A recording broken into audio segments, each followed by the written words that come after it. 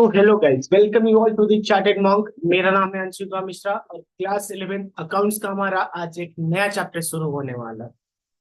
Chapter है theory base of accounting. ये हमारा क्लास 11 अकाउंट्स का ये लेक्चर नंबर है 10 और थ्योरी बेस अकाउंटिंग का ये लेक्चर नंबर होगा हमारा 1। तो शुरू करते हैं। इससे पहले हमने दो चैप्टर यानी कि पहला चैप्टर जो कि इंट्रोडक्शन टू अकाउंटिंग वाला है और सेकेंड चैप्टर जिसमें कि हमने काफी टाइम लगाया था बेसिक अकाउंटिंग टर्म, वो दोनों ही चैनल पे अपलोडेड है। एक सेपरेट प्लेलिस्ट बनाया है क्लास 11 अकाउंट्स डिटेल्ड करके, वहां पे आप चेक कर लेना। चलिए, तो क्योंकि बेसिक आपका स्ट्रांग होना जरूरी है अगर आपको आपका अकाउंट्स का जो सब्जेक्ट है मजबूत करना है तो। अब एक बात देखो, थ्योरी बेस्ड अकाउंटिंग एक्चुअली होता क्या है ना, हमने पढ़ा है इससे पहले के चैप्टर्स में कि हमारा जो फाइनेंशियल इंफॉर्मेशन होता है यानी कि जो कि समराइजिंग स्टेप में बनता था, चैप्टर 1 में हमने पूरा बढ़िया से डिस्कशन किया था कि जो हमारा फाइनेंशियल इंफॉर्मेशन यानी फाइनेंशियल स्टेटमेंट और फाइनल अकाउंट बनता है उसकी कुछ क्वालिटेटिव कैरेक्टरिस्टिक्स थे। एक क्वालिटेटिव कैरेक्टरिस्टिक था कि हमारा कंपैरिजन पॉसिबल हो, कंपेरेबिलिटी हो। और जो कंपेरेबिलिटी होता है वो दो टर्म्स में होता है। जब खुद का ही परफॉर्मेंस खुद के ही परफॉर्मेंस से कंपेयर करते हैं तो उसको बोलते हैं इंट्रा कंपैरिजन, या ऐसा बोलो इंट्रा फर्म कंपैरिजन। और जब एक फर्म या एक बिजनेस का कंपैरिजन दूसरे के साथ किया जाता है तो इंटर फर्म कंपैरिजन हो जाता है वो। तो कहने का मतलब ये है कि कंपैरिजन अगर करना है तो दोनों को सेम बैकग्राउंड होना जरूरत है, दोनों का अकाउंट्स बनाने का बेस हमारा सेम होना चाहिए। यही हमें सिखाता है थ्योरी बेस्ड अकाउंट कि डे बाय डे या ईयर ऑन ईयर जो आप अकाउंट्स मेंटेन करोगे उसके लिए आप सेम फॉर्मेट फॉलो करोगे, सेम प्रिंसिपल्स फॉलो करोगे। ठीक है, तो ये हम आगे धीरे धीरे देखेंगे कि ताकि कि यूनिफॉर्मिटी प्रोवाइड किया जाए, कंसिस्टेंसी प्रोवाइड किया। हर साल एक नया कोई फॉर्मेट में अगर आप जरेंटी लेजर या ट्रायल बैलेंस या फर्दर आप जो फाइनेंशियल इंफॉर्मेशन बना रहे हो वो अगर आप अलग अलग format year on year consider करोगे तो फिर क्या होगा उस केस में, फिर उस केस में यूनिफॉर्मिटी नहीं रहेगा, फिर कंसिस्टेंसी नहीं होगा, तो फिर आप कंपेरिजन नहीं कर पाओगे। राइट, चलिए। तो क्या होता है हमारा theory based accounting? The theory base of accounting consist of, इसके अंदर आता है principle, concepts, rules, guidelines developed over period of time. और ये जो थ्योरी बेस बना है ना, देखो कोई भी रूल रेगुलेशन या प्रिंसिपल कैसे बनता होगा, एक आदमी ने फॉलो किया, फिर उसको देख के वो सक्सेसफुल हो गया, फिर दूसरे ने फॉलो किया, 10 लोग, 100 लोग, 1000 लोग, लाखों लोग जब फॉलो करने लगे और उस चीज का बेनिफिट मिलने लगा तो वही चीज हमारा प्रिंसिपल बन जाता है। तो यही बोल रहा कि ये जो हमारा थ्योरी बेस ऑफ अकाउंटिंग है वो डेवलप किया गया over a period of time to bring, किस चीज के लिए? To bring uniformity and consistency. और इसी यूनिफॉर्मिटी और कंसिस्टेंसी से अल्टीमेटली हम कंपैरिजन पॉसिबल करा पाते हैं। Consistency to the process of accounting and enhances utility to different user of accounting information. आपको पता है कि जो हमारा प्रोसेस ऑफ अकाउंटिंग होता है, जो प्रोसेस ऑफ अकाउंट्स होता है, उसके अंदर लास्ट स्टेप होता है हमारा कि providing the financial information to the user, और वो यूजर उस फाइनेंशियल इंफॉर्मेशन का, अकाउंटिंग इंफॉर्मेशन का यूज करके अपना डिसीजन लेना। तो हमने जो थ्योरी बेस ऑफ अकाउंटिंग बनाया हुआ है ओवर द ईयर, ये इससे बेनिफिट ये होता है कि हमारे यूजर को डिसीजन लेने में आसानी हो, जायज डिसीजन वो ले पाते हैं। सही है, चलिए। तो अब जनरली एक्सेप्टेड अकाउंटिंग प्रिंसिपल, तो ये वो अकाउंटिंग प्रिंसिपल्स है जो कि आम तौर पे सभी लोग फॉलो करते हैं।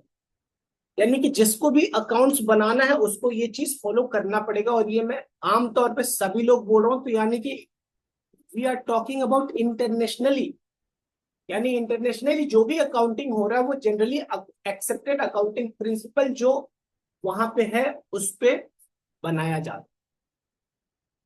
In order to maintain uniformity and consistency in the accounting records, certain rules or principles have been developed, which are generally accepted by the accounting principal professionals.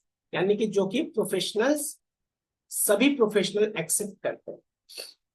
Generally accepted accounting principle का short में हमने नाम दिया GAAP, और ये universal नाम है, आप यूज कर सकते हो, गैप बोलते हैं। द गैप हैव इवॉल्व्ड, अभी हमने देखा कि ये जो हमारा प्रिंसिपल है ये इवॉल्व हुआ है long period of time, over a period of time, on the basis of past experience, uses, custom, statement by individual and professional bodies and regulations by government agencies, and have general acceptability among most of the accounting professionals. यहाँ पे ये बोला कि over the last long period of time ये evolve हुआ है, लोग वो ने फॉलो किया, वो अचीव किया, वो सर्टेन ऑब्जेक्टिव उन्होंने अचीव किया, फिर बहुत लोग करने लगे, फिर उसको प्रिंसिपल बनाया जाता। इसके अलावा और भी कुछ कस्टम होता है, कुछ statement of individual, professional body या रेगुलेटर्स ने ये प्रिंसिपल्स बनाया है। The institute of chartered accountant of India, जो कि इंस्टीट्यूट है सीए करने के लिए, ICAI, हैज इशूड, अभी बोला ना इसने कि जो रेगुलेटर होंगे वो भी हमारा प्रिंसिपल्स दे सकते हैं। तो जो इंडिया में अकाउंटिंग रेगुलेटर के नाम पे बात करते हैं, तो अकाउंटिंग रेगुलेटर कौन है? Institute of chartered accountants of India, ICAI। उन्होंने क्या इशू किया? अकाउंटिंग स्टैंडर्ड किया है, और फर्दर हम देखेंगे कि इंडियन अकाउंटिंग स्टैंडर्ड, जिसको शॉर्ट में इंड एस बोलते हैं, वो भी इशू किया है। क्यों? ताकि कि स्टैंडर्डाइज्ड हो जाए हमारा अकाउंटिंग करने का प्रैक्टिस। तो इंडिया में कौन है अकाउंटिंग बॉडी इंडिया का, या अकाउंटिंग रेगुलेटर भी बोल सकते हैं, वो है institute of chartered accountants of India. अब हमारा फीचर क्या हुआ? Features of accounting principle. पहला फीचर, ये जो अकाउंटिंग प्रिंसिपल, जैसे साइंस के अंदर जो भी प्रिंसिपल, थ्योरी और लॉजिक्स है वो नेचुरल होता है, लेकिन हमारे कॉमर्स में जो अकाउंटिंग प्रिंसिपल्स है वो मैनमेड होते हैं, यानी लोगों के द्वारा बनाया जाता है। तो accounting principles are manmade, they are manmade and are the best possible suggestion based on the practical experience. चिल्ला चिल्ला के मैं चिल्ला रहा हूं कि जो ये अकाउंटिंग प्रिंसिपल बना है वो ओवर द ईयर लोगों ने उसको प्रैक्टिस किया है, फिर वो सक्सेसफुल रहा, फिर उसको हमने अकाउंटिंग प्रिंसिपल बना दिया। फिर सेकेंड है हमारा accounting principle are flexible. Flexible कहने का मतलब उसको हम चेंज कर सकते हैं, रिजिड नहीं है, यानी अगर बाद में सिचुएशन कॉल करेगा तो हम उसे चेंज कर सकते हैं। तो accounting principles are flexible, that is not rigid, it changes with time if circumstances requires, यानी अगर सर्कमस्टांसेस सिचुएशंस मांगेगा तो हम उसमें चेंज कर सकते। अगला है हमारा accounting principle are generally accepted. देखो, किसी चीज का अगर वैलिडिटी आम जनता या आम लोग नहीं दे रहे, जब जनरली एक्सेप्टेड जो अकाउंट से डील करते हैं वो लोगों ने अगर जनरली एक्सेप्ट नहीं किया, तो फिर क्या ही वो अकाउंटिंग प्रिंसिपल सक्सेसफुल हो पाएगा? तो सक्सेसफुल जब ही हो पाएगा ना, जब जो अकाउंटिंग के लोग हैं, accounting professional body, accounting members जो है, प्रोफेशनल मेंबर्स जो है, जैसे सीए वगैरह इंडिया के लिए, उन्होंने फॉलो किया है, तभी जाके उसका वैलिडिटी हो पाया। तो accounting principle are generally accepted, it is generally accepted by accounting professionals. The general acceptance of an accounting principle usually depend on how it meets 3 criteria. अच्छा, कोई लोग या कोई अकाउंटिंग प्रोफेशनल्स बॉडी या अकाउंटिंग प्रोफेशनल मेंबर्स किसी चीज को accounting में क्यों यूज करेंगे? जब वो हमारा जो अकाउंट्स बनाने का बेस है, जो हमारा मेन गोल है, रेलिवेंस हो गया, यानी कि रेलिवेंट इंफॉर्मेशन प्रोवाइड करना। ऑब्जेक्टिविटी, ऑब्जेक्टिविटी क्या होता है कि हमारा बायसनेस ना हो, इंडिपेंडेंट रहे, जो अकाउंटेंट है वो इंडिपेंडेंट रहे। और फिजिबल, यानी कि ज्यादा कॉस्ट ना लगे और ज्यादा कॉम्प्लेक्स ना हो, इजीली अंडरस्टैंडेबल और यूजेबल होना चाहिए। तो ये अगर कैटेगरी होगा, रेलिवेंट होगा, ऑब्जेक्टिव होगा, फिजिबल होगा, फेयर होगा, तो उस केस में प्रिंसिपल्स को लोग एक्सेप्ट कर लेते हैं।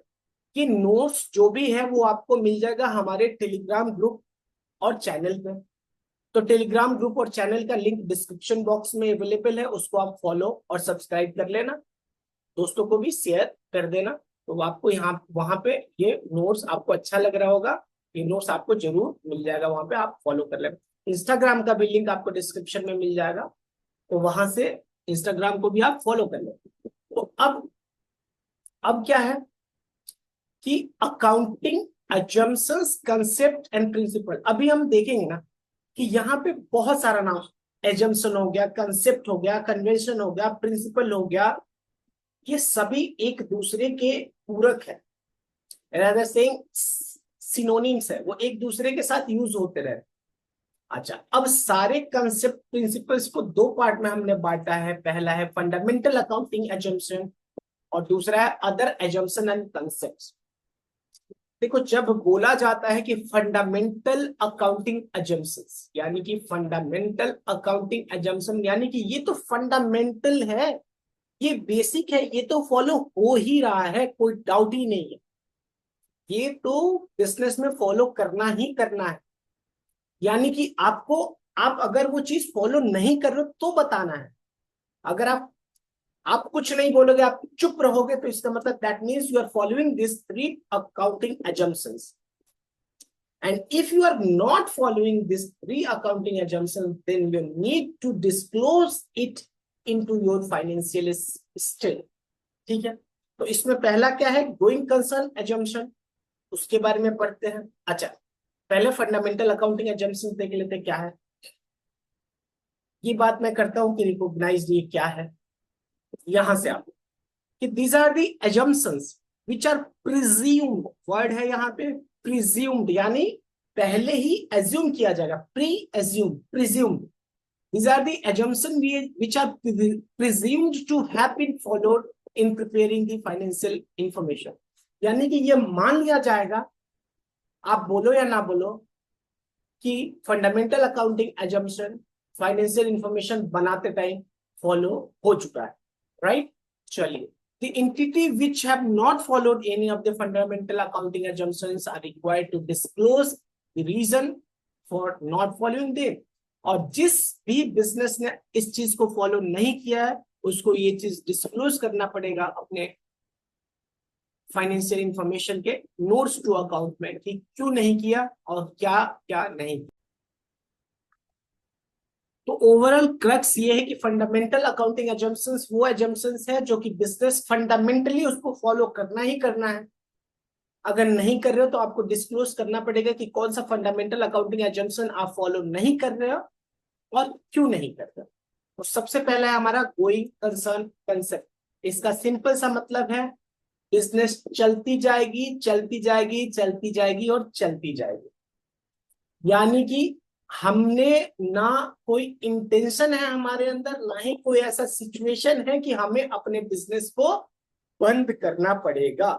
तो गोइंग कंसर्न एजम्पशन क्या कहता है, it assumes that the business will continue for foreseeable future and there is no intention to close the business or scale down its operations significantly. यानी कि बिजनेस जितना हम देख पा रहे हैं, जितने दूर तक देख पा रहे हैं, बिजनेस चलता जाएगा और हमारा कोई इंटेंशन नहीं है बिजनेस को ना ही बंद करने का और ना ही उसके बिजनेस को सिग्निफिकेंटली यानी बहुत ज्यादा मात्रा में उसको डाउन स्केल करने का। And based on that transactions are recorded and reported. ठीक है, चलिए, और यही सोच के कि हम अपने बिजनेस को फॉरसेबल फ्यूचर तक चलाएंगे, उस वही सोच के हम अकाउंट्स बनाते हैं। एक बात बताओ, अगर मैं आज अपने बिजनेस में फिक्स्ड एसेट खरीदूंगा जो जिसका की लाइफ 10 साल होगा और आज मैंने खरीदा, तो अगर मैं उसको 10 साल ले रहा हूं, इसका मतलब मैं ये मान रहा हूं ना कि अगले 10 साल तक मैं एग्जिस्ट करूंगा, मेरा बिजनेस एग्जिस्ट करेगा। अब जैसे ही मुझे पता है कि 2 साल के अंदर मुझे बिजनेस को बंद करना ही पड़ेगा, कोई ऐसा सिचुएशन आ गया, मान लो गवर्नमेंट ने रूल रेगुलेशन लगा दिया कि जो मेरा बिजनेस है वो बिजनेस का प्रोडक्ट अब मार्केट में, मान लो मैं प्लास्टिक प्रोडक्ट में डील करता हूँ, वो प्लास्टिक अब नहीं बिकेगा मार्केट में, वो बैन हो गया, लीगली बैन हो गया, तो मुझे 2 साल के अंदर अपने बिजनेस को बंद करना पड़ेगा, क्योंकि गवर्नमेंट ने दिया कि जिनका ऑलरेडी चल रहा है उसको 2 साल में बंद कर। ये तो क्लियरली हो गया। तो दैट मीन्स कि गोइंग कंसर्न एजम्पशंस अब हम फॉलो नहीं कर सकते। तो इलिस्ट्रेट कर देंगे कि now we are not following going concern assumption, क्योंकि ये एक्ट परमिशन अब नहीं दे रहा है। रूल बना दिया है सरकार ने कि आपको आपका बिजनेस बंद करना पड़ेगा। तो अब उस केस में अगर मैंने मशीन खरीदा, जब सामने दिख रहा है कि वो मैं 10 साल यूज कर ही नहीं पाऊंगा, although the life of the fixed asset is 10 years, लेकिन मेरा बिजनेस उसी टाइम में बंद करना है मुझे, तो उसको अकॉर्डिंगली एडजस्ट करना पड़ेगा। वो हम आगे देखेंगे। अच्छा, it is because of this concept that the distinction is made between capital expenditure and revenue expenditure. यानी लॉन्ग टर्म और शॉर्ट टर्म में जो डिस्टिंग्विशमेंट होता है हमारे फाइनेंशियल स्टेटमेंट में, वो इसी कारण होता है कि हम ये मानते हैं कि हमारा बिजनेस आगे टाइम में चलता रहे। अब मान लो हमें दिख रहा है कि हमारा बिजनेस 1 साल के अंदर बंद होने वाला है, तो क्या लॉन्ग टर्म और क्या शॉर्ट टर्म? जब बिजनेस ही 1 साल में बंद हो जाएगा तो एवरीथिंग इज शॉर्ट टर्म। यानी कि फिक्स्ड एसेट भी हमें शॉर्ट टर्म करेंट एसेट में दिखाना पड़ेगा। याद आ रहा है ना, बेसिक अकाउंटिंग टर्म में हमने डिस्कशन किया था एसेट के बारे में कि एसेट करेंट हो सकता है, नॉन करेंट। तो करेंट कौन सा? जो कि 1 साल के अंदर अंदर या 1 साल तक खत्म हो जाएगा, या वो कंज्यूम हो जाएगा, वो कैश में कन्वर्ट हो जाएगा, बिजनेस उसका बेनिफिट लेना बंद कर देगी। अच्छा, और जो लॉन्ग टर्म के लिए नेचर के होते हैं, यानी 1 साल से ज्यादा बिजनेस यूज करेगी, उसको नॉन करेंट एसेट बोलते हैं। तो अगर हमारे बिजनेस को ही 1 साल नहीं चलना है तो सब कुछ तो करेंट ही हो जाएगा ना। चलिए आगे बढ़े। अब है कंसिस्टेंसी एजम्पशन। कंसिस्टेंसी नाम से आपको समझ में आ रहा होगा कि कुछ चीज हम कंसिस्टेंटली फॉलो करना चाहिए। यानी अकाउंट्स के अंदर जो चीज आप प्रैक्टिस कर रहे हो, जो चीज आप फॉलो कर रहे हो, वो कंसिस्टेंटली करो। कंसिस्टेंटली करने का फायदा ये है कि हमारा कंपैरिजन पॉसिबल हो जाएगा ईयर ऑन ईयर। इस बार अगर आप कुछ और फॉलो कर रहे हो, अगले साल कुछ और फॉलो करोगे, तो फिर फेयर कंपैरिजन पॉसिबल नहीं होगा। तो कंसिस्टेंसी असम्पशन क्या बोलता है? Accounting practices once selected and adopted should be applied consistently year on year. यानी कि एक बार जो भी हमने प्रैक्टिस सेलेक्ट कर लिया और अडॉप्ट कर लिया, उसको ईयर ऑन ईयर हमें प्रैक्टिस में रखना चाहिए। The concepts help in better understanding of the accounting information and makes it comparable with that of the previous year. तो अगर same practice year on year आप फॉलो करोगे तो उस चीज से फायदा ये होगा कि आप कंपैरिजन आपके लिए पॉसिबल हो पाएगा। The accounting practices once adopted may be changed. और ऐसा नहीं है कि आपको जबरदस्ती है कि आपको करना ही करना। अगर आपको ऐसा कोई बेनिफिट दिख रहा है कि आपको नहीं करने से, यानी कि सपोज करो आप कोई एक मेथड फॉलो कर रहे थे, जैसे आगे आप देखोगे कि एक मेथड होता है अकाउंट डेप्रिसिएशन चार्ज करने का, हमारा मेथड होता है WDV और स्ट्रेट लाइन। ये दो मेन मेथड है डेप्रिसिएशन चार्ज करने का। अब तक मैं जो डेप्रिसिएशन चार्ज करने का मेथड यूज कर रहा था वो WDV है। अब मुझे कुछ दिख रहा है कि अगर मैं इसको SLM में कन्वर्ट कर दूं तो मेरा फाइनेंशियल स्टेटमेंट का प्रेजेंटेशन अच्छा हो जाएगा, ज्यादा फेयर हो जाएगा। यानी कि अगर कोई लॉजिकल है तो आप चेंज कर सकते हो अपने प्रैक्टिसेस में, यानी कंसिस्टेंसी को ब्रीच कर सकते हो, लेकिन इसका रीजन आपको देना पड़ेगा। तो the accounting practices once adopted may be change, क्या बोल रहा, may be change if law और अकाउंटिंग स्टैंडर्ड रिक्वायर। अगर लॉ में और अकाउंटिंग स्टैंडर्ड क्या होता है, ये कौन इशू करता है? Institute of chartered accountants of India issue करता है। उसके अंदर या लॉ के अंदर अगर ये रिक्वायर है कि आपको चेंज करना है तो कर देना है आपको। और या तो चेंज की वजह से अगर बेटर प्रेजेंटेशन लग रहा है तो भी आप चेंज कर सकते हो। यानी ओवरऑल अगर मैं पढ़ूं कि the accounting practices once adopted may be change if the law और अकाउंटिंग स्टैंडर्ड रिक्वायर्स इट, और if the change will result in a better presentation, right. चलिए एग्जांपल है यहाँ पे कि there are mainly two method of charging depreciation. पहले हम कर रहे थे रिटन डाउन वैल्यू, जिसको WDV मेथड बोलते हैं, उससे हम शिफ्ट कर रहे हैं straight line method. Any can be adopted by the company, और चेंज भी कर सकते हैं अगर ये प्रूव कर दे कि चेंज करने की वजह से हमारा प्रेजेंटेशन सही हो जाएगा। अब ये नहीं कि 1 साल वो किया फिर अगले साल ये, तो अगर आप रेगुलर चेंज कर रहे हो तो ये तो क्लियरली दिखा रहा है कि आपका कुछ फ्रॉडुलेंट बिहेवियर है यहाँ पर। या फ्रॉडुलेंट मोटिव है, ठीक है। अगर चेंज भी करो तो कभी कभी करोगे ना, हमेशा थोड़ी करते रहोगे। चलिए अब आगे पढ़ते हैं हम एक्रूअल एजम्पशंस। देखो, जो हम बिजनेस करते हैं ना, वो कैश पे भी हो सकता है और क्रेडिट पे भी हो सकता है। यानी हमने सेल किया, कैश मिला, हमने सेल रिकॉर्ड कर लिया। हमने सेल किया, कैश अभी नहीं मिला, बाद में मिलेगा, तो इसको हम क्रेडिट बोलते हैं। और सेल किया और कैश मिल गया तो उसको कैश कैश सेल्स कहेंगे। तो जो क्रेडिट सेल है, अच्छा मेनली दो मेथड होता, एक चैप्टर है हमारा बेसिस ऑफ अकाउंटिंग है शायद, है ना। तो बेसिस ऑफ अकाउंटिंग में हम लोग पढ़ेंगे, दो बेसिस होता है, एक्रूअल बेसिस और कैश बेसिस। कैश बेसिस क्या बोलता है कि हमारे लिए सेल, हमारे लिए कोई चीज इनकम, इनकम जब ही है जो जब वो कैश में आया, और कोई एक्सपेंस, एक्सपेंस जब ही है जब कैश में गया। यानी कि जो कैश बेसिस है वो क्रेडिट का नामो निशान नहीं जानता है। सेल अगर आपने क्रेडिट में किया तो उस टाइम पैसा नहीं आया तो कैश बेसिस बोलेगा वो मेरा सेल नहीं हो। जब बाद में उसके कॉरेस्पॉन्डिंग कैश आएगा तब जाके वो सेल मान। और एक्रूअल क्या बोलता है, अगर आपको राइट हो गया, इनकम कब रिकॉग्नाइज कर लेंगे, जब आपको या तो पैसा राइट टू रिसीव अचीव होगा। इनकम को इनकम जब मानेंगे जब हमारा अधिकार हो गया है रिसीव करने का। और एक्सपेंस को जब एक्सपेंस मानेंगे जब हम लायबल हो चुके हैं पे करने के लिए। पे किया नहीं किया that is another matter, liable to pay, ठीक है। सपोज करो कि हमें एम्प्लॉय को सैलरी देना है। एम्प्लॉय ने पूरा महीना काम किया, 31 मई को हमारा सैलरी ड्यू हो गया। पूरे मई का सैलरी जो पार्टनर सॉरी एम्प्लॉय को देना है। अब एम्प्लॉय को हमने 31 मई को पेमेंट नहीं किया तो क्या हमें एक्सपेंस मानना है 31 मई को? हाँ मानना है, अगर आप एक्रूअल बेसिस फॉलो कर रहे हो, क्योंकि आप लायबल हो चुके हो ना। अच्छा, और कैश बेसिस क्या बोलता है कि नहीं अभी एक्सपेंस नहीं मानोगे, बाद में जब आप सैलरी उनको कैश में दोगे तब जाके मानोगे।